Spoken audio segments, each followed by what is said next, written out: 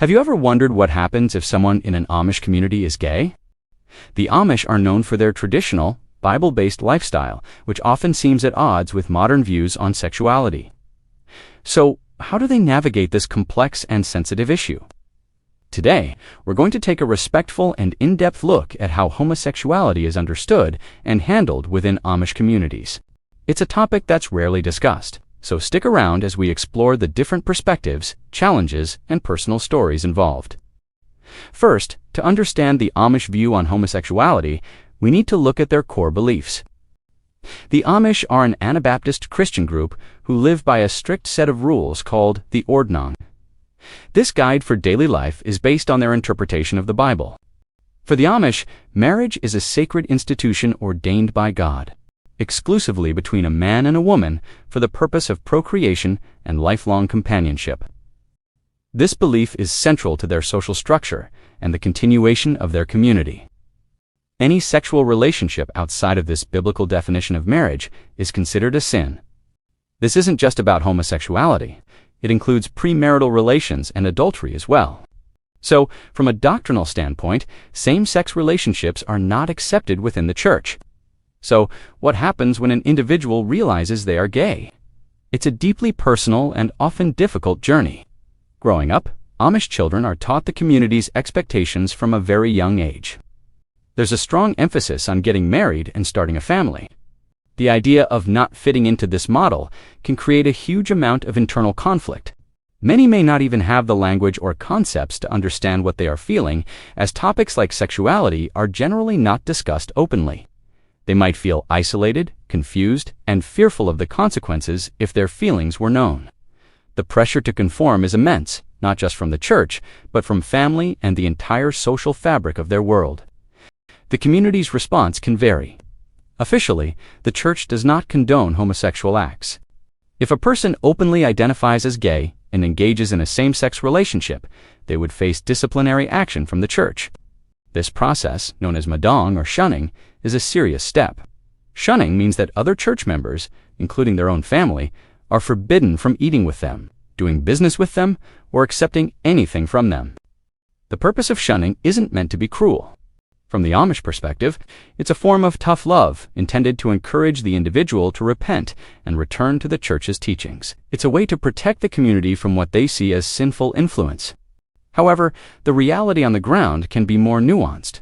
Not every situation results in immediate shunning. A lot depends on whether the person acts on their feelings. Some Amish individuals who are gay might choose to remain celibate their entire lives to stay within the community. They might keep their orientation a secret, living a life of quiet internal struggle, but remaining a part of their family and church.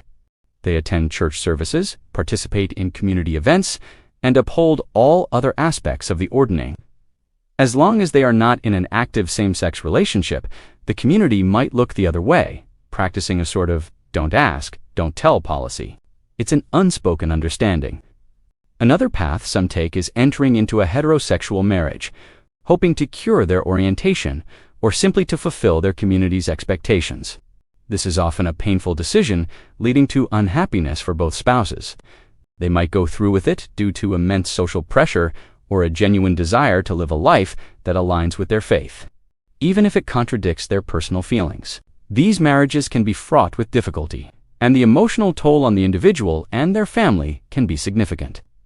It's a testament to the powerful desire to belong and to not be cast out from the only world they have ever known.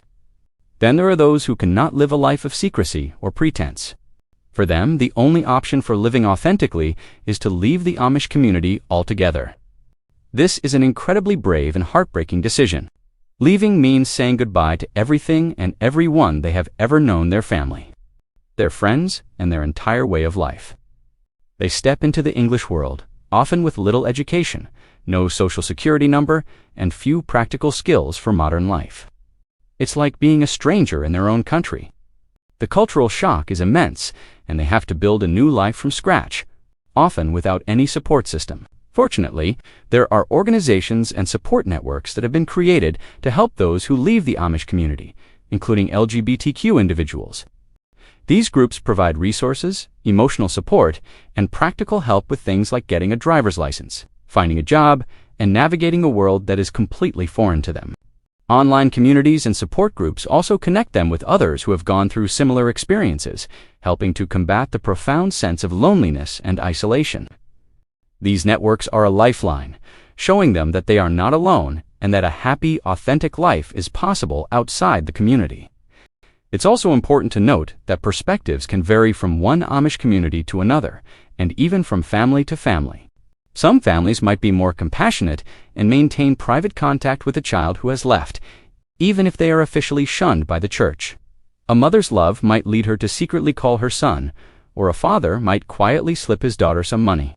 These are acts of love that defy the strict rules, showing that human connection can sometimes transcend religious doctrine. However, this is not the norm, and many who leave face complete and total separation from their families.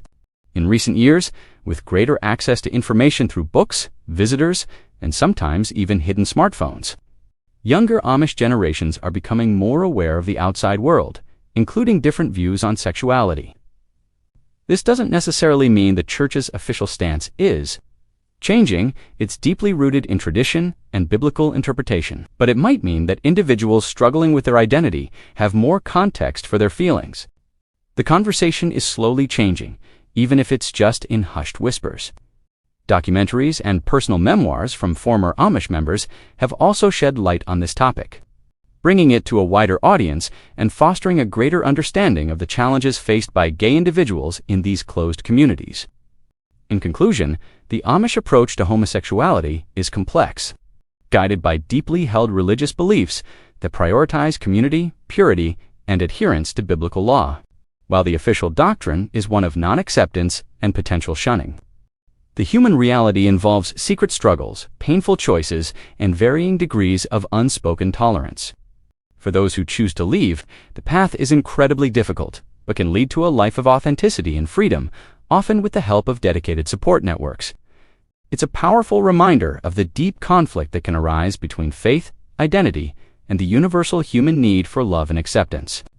Thank you for watching and taking the time to understand this sensitive and multifaceted topic.